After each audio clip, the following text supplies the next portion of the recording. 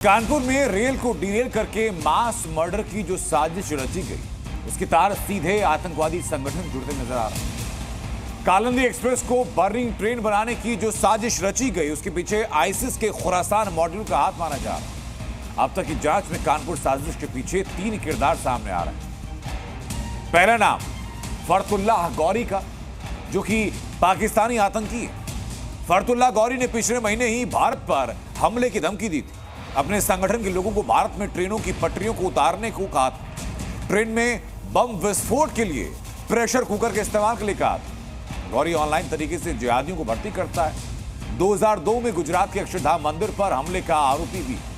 2005 में हैदराबाद में task force office पर भी हमले का आरोपी है। और इसी साल बेंगलुरु में रामेश्वरम कैफे में ब्लास्ट के पीछे भी फरतुल्लाह गौरी का हाथ है। इस मामले में दूसरा नाम है शाहरुख का, जो कानपुर के मुंडेरी गांव का रहने वाला है। 2 साल पहले संदिग्ध गतिविधियों में जेल जा चुका है और तब से गांव वापस नहीं लौटा। 22 साल का शाहरुख पढ़ा लिखा नहीं। इस मामले में तीसरा किरदार है गिन्ना। चेहरा पहचानने में नहीं आएगा क्योंकि चेहरा सामने मास्क। गिन्ना को ट्रेन छुड़ाने की साजिश से पकड़ा गया था। आरोपी गिन्ना कानपुर के शिवराजपुर का है। चटाई का धंधा करता था और परचून की दुकान चलाता है। इससे पहले कोई केस गिन्ना के ऊपर दर्ज नहीं था। अब देखिए कैसे शाहरुख, गानी और गौरी की टीम मिलकर के टेरर टारगेट फिक्स कर चुकी है।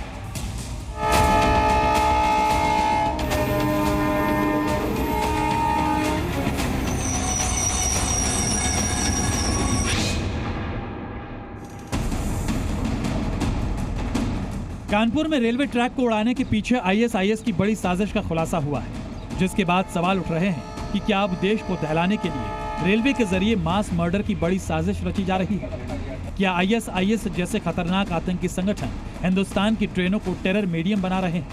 क्या आतंकवाद का नया हथियार है ट्रेन जिहाद? इन सवालों के जवाब जानने से पहले कानपुर कांड से जुड़े अपडेट जान लीजिए। इस मामले में आईएसआईएस के खुरासान मॉड्यूल को लेकर जांच में जुटी एनआईए, आईबी और यूपी एटीएस ने 10 संदिग्धों को पूछताछ के लिए गिरफ्त में लिया है। साथ ही रेलवे ट्रैक के आसपास के इलाके की पूरी जांच की जा रही है। 219 कैमरों के फुटेज खंगाले जा रहे हैं। जो लोग विदेश से आए हैं उनकी जांच हो रही है। संदिग्धों का मोबाइल डेटा भी खंगाला जा रहा है। कानपुर में भले ही ट्रेन हादसे की साजिश नाकाम हो गई हो, लेकिन इसके पीछे अब आतंकी संगठन आईएसआईएस का अब खुरासान मॉड्यूल सामने आ रहा है। आप तस्वीरें देख सकते हैं कि ये क्राइम सीन है और क्राइम सीन के पास अगर आप पूरे गौर से देखेंगे तो यहाँ पर आप देख सकते हैं कि बिल्कुल ठीक रेलवे ट्रैक के बगल में ये सिलेंडर जो है ये यहाँ पे पाया गया था, जिसके बाद ये पूरे मामले को लेकर जांच जो है बढ़ी है। बताया ये भी जा रहा है कि कालिंदी एक्सप्रेस से साजिश वाला सिलेंडर अनवर कासगंज रूट पर जहाँ टकराया वो स्पॉट इसलिए चुना गया क्योंकि इससे ज्यादा नुकसान है। क्योंकि अगर सिलेंडर फटता तो ट्रेन के आगे का इंजन और लास्ट की बोगियां भी इसकी चपेट में आ जाती।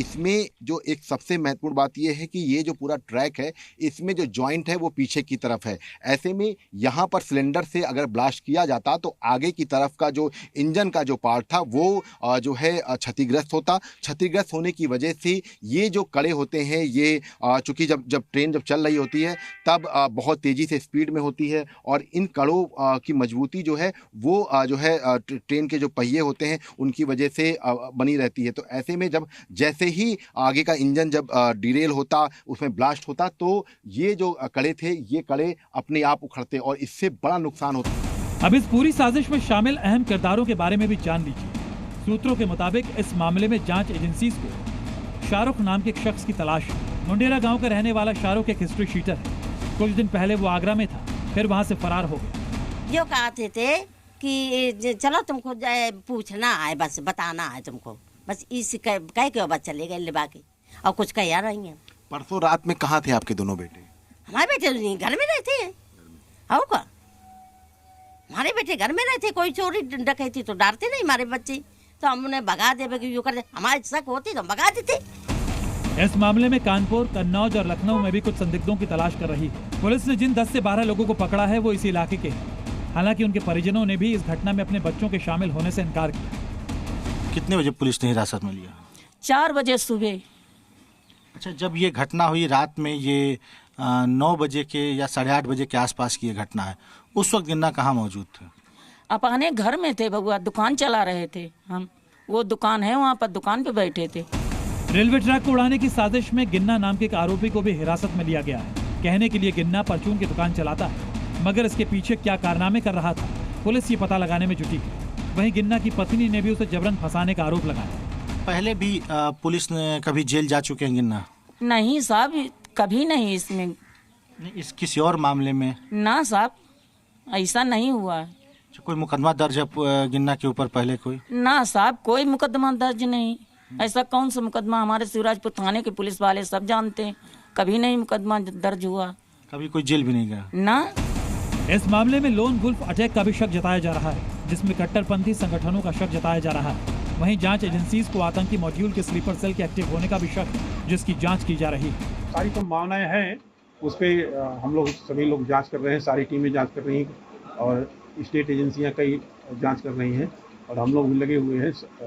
सर्च का दायरा भी बढ़ाया गया है और आसपास के कुछ लोगों को से बातचीत भी की जा रही है। कुछ जानकारियां जो आई हैं उसके आधार पर हम लोग और आगे बढ़ रहे हैं। सूत्रों के मुताबिक कुछ दिनों पहले जांच एजेंसीज ने इसे लेकर एक अलर्ट भी जारी किया था, जिसमें देश के महत्वपूर्ण प्रतिष्ठानों और रेलवे को निशाना बनाए जाने की चेतावनी दी गई थी। ये चेतावनी पाकिस्तानी आतंकी फरहतुल्लाह का वीडियो वायरल होने के बाद जारी की गई, जिसमें वो भारत में ट्रेन के जरिए तबाही फैलाने की धमकी दे रहा था। इस मामले में एडीजी रेलवे ने भी कानपुर पहुंचकर मौके का मुआयना किया और आरोपियों के नाम बताने वालों के नाम देने का भी ऐलान किया। एक रणनीति बना के इसमें आगे बढ़ रहे हैं। बहुत ही गंभीर घटना है। ये रेलवे सुरक्षा, यात्रियों की सुरक्षा और रेलवे की जो प्रॉपर्टी की सुरक्षा, इसमें सरकार गंभीर है, उत्तर प्रदेश पुलिस गंभीर है। इसी बात को लेकर हम एक रणनीति बना के आगे बढ़ रहे हैं। मुझे उम्मीद है बहुत जल्दी इस घटना का पर्दाफाश होगा। दरअसल कानपुर के गोविंदपुरी और कासगंज में पिछले महीने भी रेलवे ट्रैक को डैमेज करके ट्रेन को बेपटरी करने की 2 साजिशें रची गई थी और कल एक बार फिर सिलेंडर के जरिए बड़े धमाके की कोशिश की गई, जिसके बाद खुरासान मॉड्यूल शक के दायरे में है और इससे जुड़ी आतंकियों की जांच जारी है। कानपुर से विशाल रघुवंशी के साथ ब्यूरो रिपोर्ट, जी मीडिया। दरअसल मध्य प्रदेश बम ब्लास्ट में जो आरोपी थे वो खुरासान मॉड्यूल से थे और अभी हाल ही में लखनऊ एनआईए कोर्ट ने उन सबको सजा सुनाई। ऐसे में जांच एजेंसी को लगता है कि उनसे बदला लेने के लिए ये पूरी प्लानिंग की जा रही है। अब आपको एक बार कानपुर लखनऊ के आईसिस खुरासान मॉड्यूल के बारे में बताता हूं। आपके स्क्रीन पर 7 तस्वीरें आने जा रही हैं, जिनका खुलासा 2017 में हुआ था। पहला नाम आतिफ मुजफ्फर का, जो फिलहाल जेल में है। इसके बाद गौस खान, अजहर खलीफा, फैजल खान, इन तीनों को गिरफ्तार किया जा चुका है। इसके साथ ही दानिश अख्तर गिरफ्तार है। मोहम्मद सैफुल्लाह को लखनऊ में 2017 में एनकाउंटर में मार गिराया गया। हमजा खान इसी मॉड्यूल का मेंबर है जो जेल में है और गिरफ्तारी कानपुर इटावा से हुई थी। कानपुर में इस मॉड्यूल का बेस हो सकता है क्योंकि उस वक्त संदिग्ध फरार हो गए।